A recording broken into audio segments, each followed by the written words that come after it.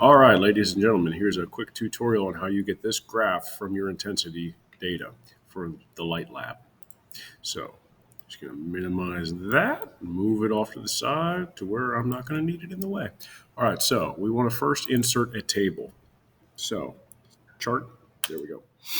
And now I want to go ahead and have my x-axis data specifically set as that.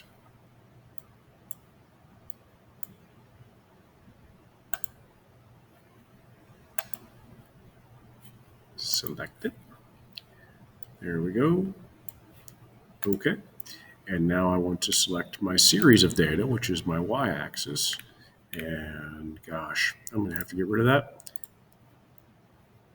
And I'm going to select that. All right. So now I've got my intensity of light graph here. Okay. Now what we need to do is we need to go ahead and go into customize. And we are going to look at series. And we want to show a trend line. And that trend line, we don't want it to be linear. We want it to be a power series. And then our label, we want to go ahead and use the equation.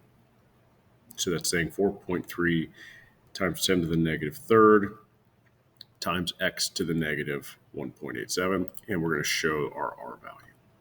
And that's how you do it. Hopefully this helped you out. Take care.